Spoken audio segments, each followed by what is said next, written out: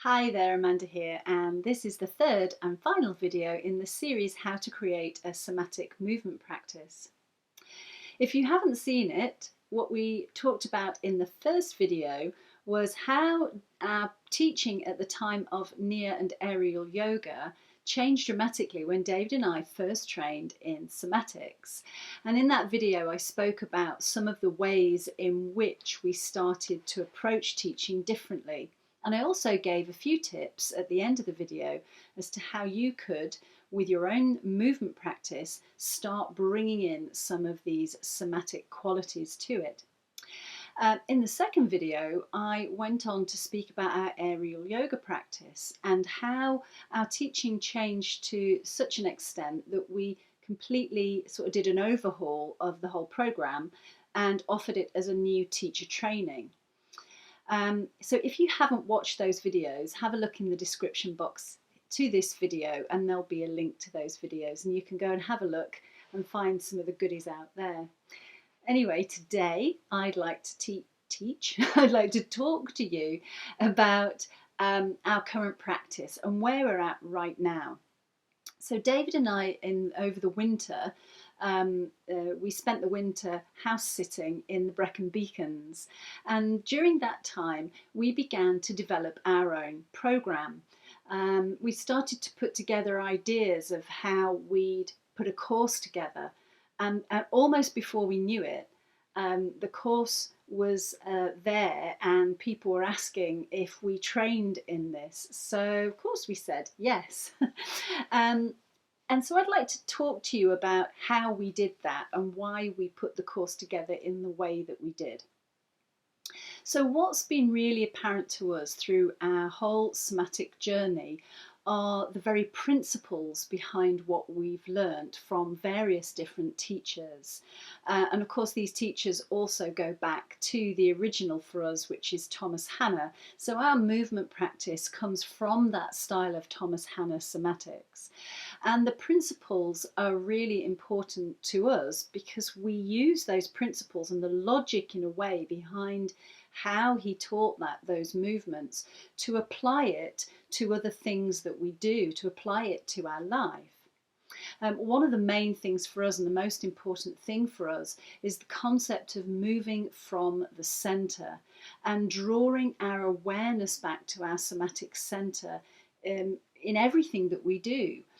And so this is one of the strong principles through the training that we've created. What else do we do on this training? Well, we have separated movements out into four main categories. They're movement patterns. So the first movement pattern that we talk about is the back chain of muscles shortening and the front chain of muscles lengthening. So as I'm seated here, it would look like this. So you might call that something else in your movement practice. It could be a back bend or arching back or who knows what. There's lots of different names for a similar thing.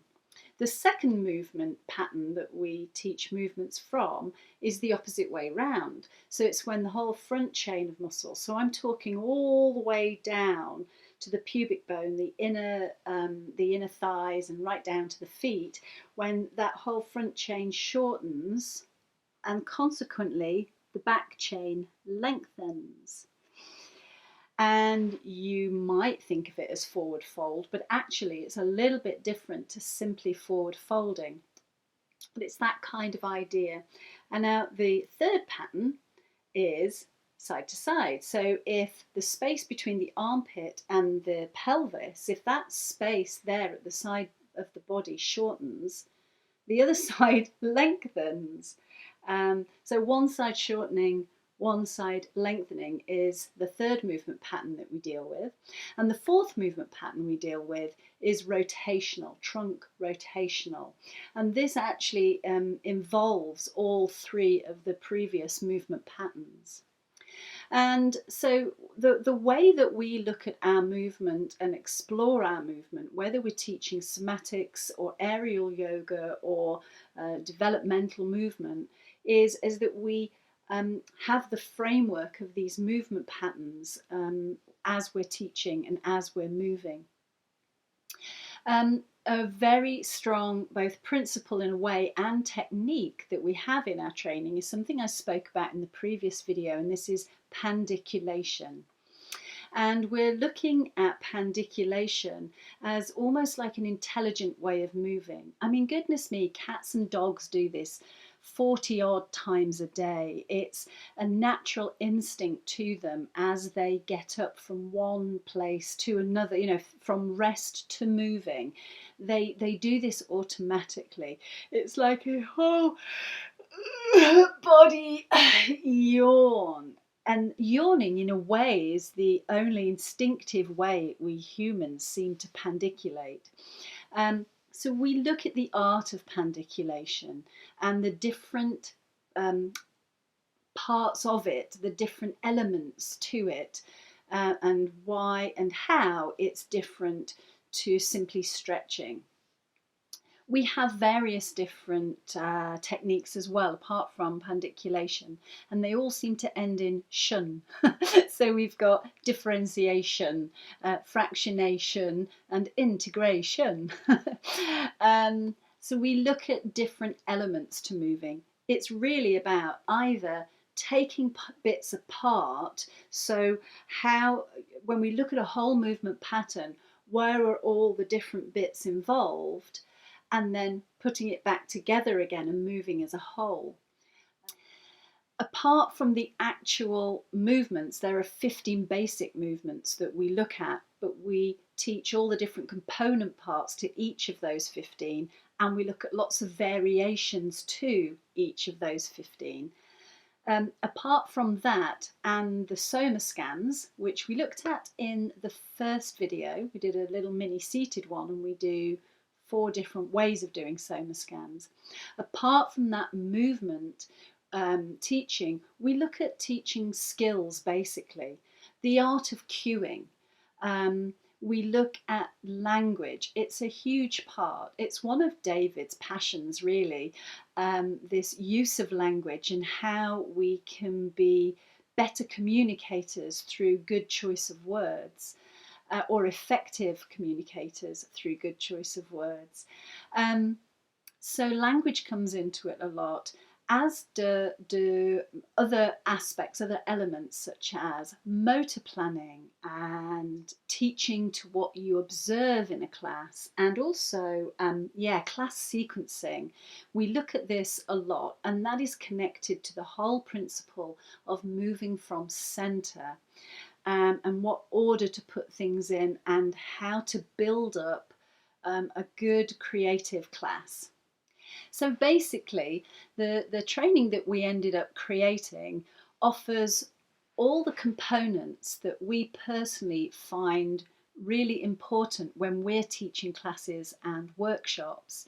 And they are things that we hope to include whenever we're teaching, whether it's somatics, whether it's aerial yoga, whether it's soma dance or somatic meditation.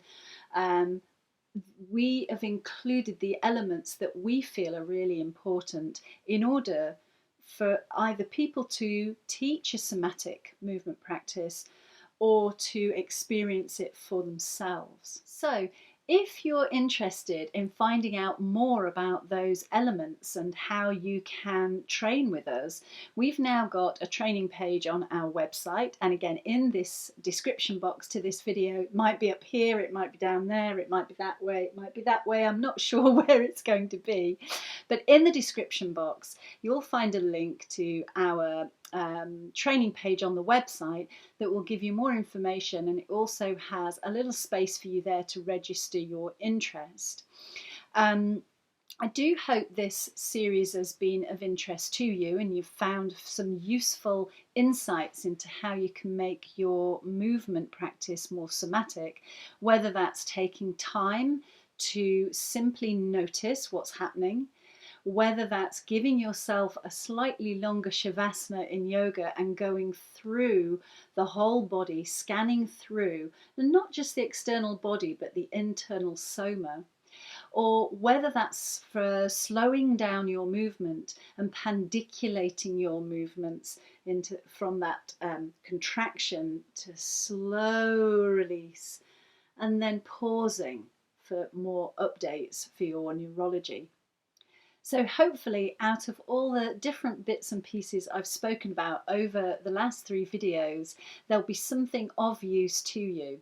And if you're interested in learning more about somatics, please do visit our webpage and drop us a line to let us know.